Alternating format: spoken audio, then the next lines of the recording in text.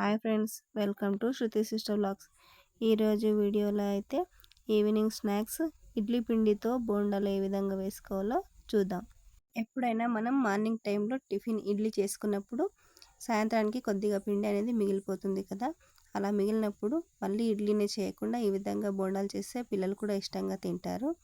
ముందుగా అయితే మిగిలిపోయిన ఇడ్లీ బ్యాటర్లో మైదా పిండి అనేది వేసి కలుపుకోవాలి. మైదా పిండి అనేది కొద్దిగా వేసుకుంటూ బోండాలు వేయడానికి అనుకూలంగా ఉండే విధంగా అయితే పిండిని అయితే బాగా కలుపుకోవాలి. మైదా పిండి వద్దు అనుకుంటే మాత్రం గోధుమ పిండి కూడా వేసి కలుపుకోవచ్చు. ఈ విధంగా పిండినంతా మంచిగా కలుపుకోవాలి. చూడండి, ఈ బ్యాటర్ వచ్చేంత వరకు కలుపుకోవాలి. పిల్లలకు ఎప్పుడైనా సరే ఒకే విధంగా కాకుండా ఇలా వెరైటీగా చేసి పెడితే చాలా ఇష్టంగా తింటారు కాబట్టి ఈ విధంగా ట్రై చేయండి. వీడియో అయితే స్కిప్ చేయకుండా చూడండి. ఈ విధంగా పిండిని కలుపుకున్న తర్వాత పక్కన పెట్టుకోండి 1 అవర్ పాటు. తర్వాత అయితే దీనికోసం చట్నీని అయితే ప్రిపేర్ చేసుకుందాం. నేనైతే బోండా కాంబినేషన్గా పల్లి చట్నీ అయితే చేసుకుంటున్నాను. దీనికోసం ముందుగా ఒక మూకడైతే పెట్టుకొని అందులో మనకు సరిపడా పల్లీలు అయితే వేసి వేయించుకోవాలి. పల్లీలను లో ఫ్లేమ్లోనే మంచిగా వేయించుకోవాలి, మాడిపోనివ్వకూడదు. ఈ విధంగా పల్లీలు వేయించుకున్న తర్వాత అందులోనే కొద్దిగా పుట్నాలు కూడా వేసుకొని కొద్దిసేపు వేయించుకోవాలి. నేను ఎప్పుడు టిఫిన్లోకి చట్నీ చేసినా కూడా ఇదే విధంగా చేస్తాను.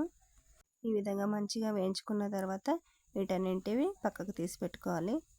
ఇందులోనే చట్నీకి సరిపడా పచ్చిమిరపకాయలు కూడా వేసి మంచిగా వేయించుకోవాలి.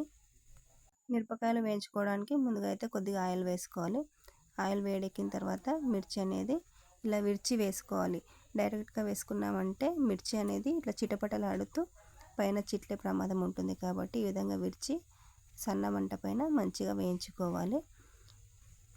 ఇలా మిరపకాయలు వేగిన తర్వాత ఇందులోనే ఒక 4-5 రెమ్మలు వెల్లుల్లిపాయను కూడా వేసుకోవాలి. వెల్లుల్లిపాయ వేసుకుంటే చట్నీ అనేది టేస్ట్గా వస్తుంది.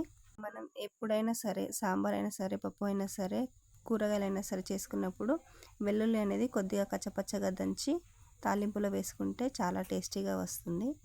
ఇవన్నీ వేగిన తర్వాత వీటిని కూడా ఒక ప్లేట్లోకి అయితే తీసుకోవాలి. ఈ బోండాలు అయితే ఈవినింగ్ స్నాక్స్గా అదే విధంగా టిఫిన్గా కూడా చేసుకోవచ్చు, చాలా బాగా వస్తాయి. అయితే ఇందులోనే కొద్దిగా కొబ్బరి కూడా వేసి ఫ్రై చేసుకోవాలి. నేనైతే చట్నీ చేసినప్పుడు కొబ్బరి కూడా వేసుకుంటాను. ఉంటే పచ్చి కొబ్బరి వేసుకుంటాను, లేదంటే ఎండు కొబ్బరి కొద్దిగా వేసుకుంటాను. ఇలా కొబ్బరిని కూడా కొద్దిసేపు ఆయిల్లో అయితే వేయించుకోవాలి. ఇలా అన్నీ వేగిన తర్వాత మిక్సీ అయితే పట్టుకోవాలి. వీటన్నింటిని ఒక ప్లేస్లోకి అయితే తీసుకున్నాను. తర్వాత చల్లారిన తర్వాత అయితే మిక్సీ పట్టుకున్నాను. ఇవన్నీ చల్లారేంత వరకు ఇందులో అయితే చట్నీ కోసం పోపు అయితే పెట్టుకుంటున్నాను. ముందుగా 2 స్పూన్స్ ఆయిల్ అయితే వేసుకొని అందులో ఆయిల్ అనేది హీట్ ఎక్కిన తర్వాత అందులో కొద్దిగా ఆవాలు, జీలకర్ర వేసుకోవాలి. మీ దగ్గర ఉన్నట్టయితే ఇదే పోపులో కొద్దిగా ఇంగు కూడా వేసుకోండి, టేస్ట్ బాగుంటుంది. లేదంటే స్కిప్ చేయండి. ఈ విధంగా జీలకర్ర, ఆవాలు వేగిన తర్వాత అయితే గ్యాస్ ఆఫ్ చేసుకొని చల్లారిన తర్వాత కరివేపాకు అయితే వేసుకోవాలి. వేడి పైన కరివేపాకు వేసుకుంటే చిటపటలాడుతుంది కాబట్టి చూడండి, నేను ఇక్కడ గ్యాస్ ఆఫ్ చేసిన తర్వాత వేసుకుంటే కూడా చిటపటలాడింది. నేనైతే పిల్లల కోసం టిఫిన్ రెడీ చేస్తూ ఉంటే ఇక్కడ మా చిన్న పాప అయితే ముగ్గు అయితే వేస్తుంది. ఇక్కడైతే మా 3వ పాప అయితే ముగ్గు అయితే వేస్తుంది.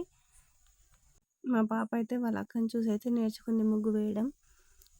పిల్లలకి అప్పుడప్పుడు ఈ విధంగా చిన్న చిన్న యాక్టివిటీస్ అయితే చేయమని చెప్పాలి. తనైతే ఇప్పుడు 6th క్లాస్ చదువుతుంది. నాకే తెలియదు మా పాప ఇంత బాగా ముగ్గు వేస్తుందని. నేనైతే చూసి చాలా షాక్ అయ్యాను వేసిన తర్వాత. చూడండి ఎంత బాగా వేసిందో. అయితే నేను ఫుల్గా తీయమని చెప్తే వీడియో మా పెద్ద పాప అయితే షార్ట్గా తీసింది. ఈ ముగ్గు అయితే ఈ పాపనే వేసిందండి. చూడండి, ముగ్గు వేయడం అయిపోయిన తర్వాత బార్డర్కి అయితే ఇలా ముగ్గు అయితే వేసుకుంటుంది చిన్నగా. మా పిల్లలు అయితే నేను చేసే రోజువారీ పనుల్లో చాలా హెల్ప్గా ఉంటారు. పిల్లలు ఈ విధంగా చిన్న చిన్న హెల్ప్ చేయడం వల్ల మనకు కూడా చాలా సంతోషంగా ఉంటుంది. అదే విధంగా కొద్దిగా పని అయితే తగ్గుతుంది, వాళ్ళకు కూడా టైంపాస్గా ఉంటుంది. చూడండి, ఇప్పుడైతే నేనైతే చట్నీని మిక్సీ పట్టుకుంటున్నాను. మిక్సీ పట్టుకునేటప్పుడు అందులోనే కొద్దిగా కొత్తిమీర, అదేవిధంగా కరివేపాకు కూడా వేసుకుంటాను. మనం డైరెక్ట్గా కర్రీలో కానీ చట్నీలో కానీ వేస్తే పిల్లలు తినరు కాబట్టి నేనైతే ఈ విధంగా మిక్సీ వేసుకునేటప్పుడు అయితే వేసుకుంటాను. ఈ విధంగా చేయడం ద్వారా కొత్తిమీర, కరివేపాకు ఇష్టం లేని వాళ్ళు కూడా తింటారు. ఇందులో కొద్దిగా వాటర్ వేసుకుంటూ మెత్తని పేస్ట్ లాగా అయితే చట్నీని మిక్సీ పట్టుకోవాలి.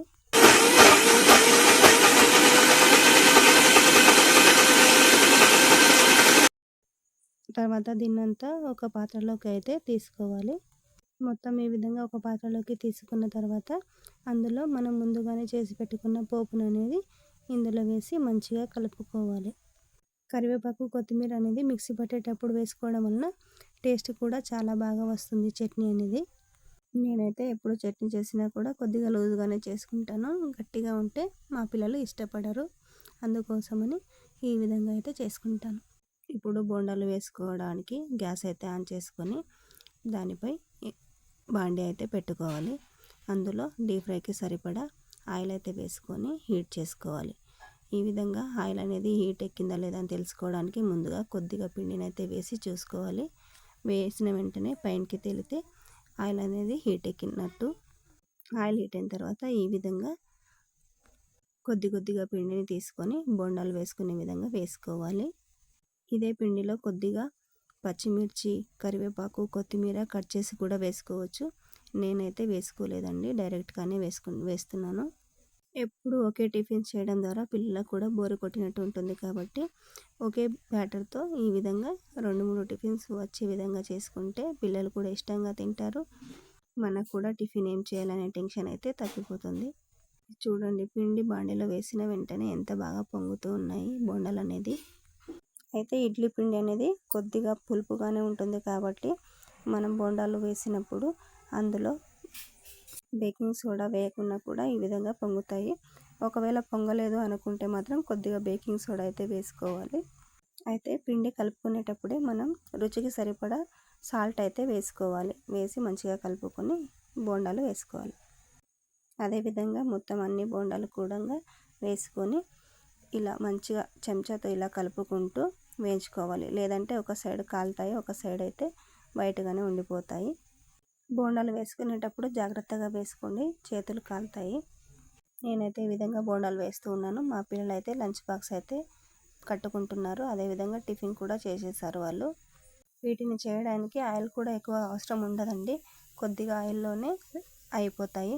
కాకపోతే డీప్ ఫ్రై చేయాలి కాబట్టి ఆయిల్ అనేది కొద్దిగా ఎక్కువగానే వేసుకోవాలి. బోండాలు వేసిన తర్వాత ఈ విధంగా చెంచాతో రౌండ్గా తిప్పుకుంటూ కాల్చుకోవాలి. ఈ విధంగా కలిపితే బోండాలు అనేది అన్ని సైడ్ల మంచిగా బ్రౌన్ కలర్లో వేగుతాయి. ఈ విధంగా మంచిగా బ్రౌన్ కలర్లో వచ్చేంత వరకు అయితే డీప్ ఫ్రై చేసుకొని తర్వాత అయితే తీసేసుకోవాలి. ఈ బోండాలు అయితే పైన క్రిస్పీగా, లోపల సాఫ్ట్గా చాలా బాగా వచ్చాయి. వీటికి కాంబినేషన్గా టమాటో చట్నీ కూడా చేసుకోవచ్చు. కాకపోతే నేనైతే పల్లి చట్నీనే చేసుకున్నాను. చూడండి, లోపల కూడా ఎంత బాగా ఉడికిపోయా ఫ్లఫీగా వచ్చాయి. తినడానికి కూడా చాలా బాగుంటాయి. పిల్లలు చాలా ఇష్టపడతారు. Okay friends, bye.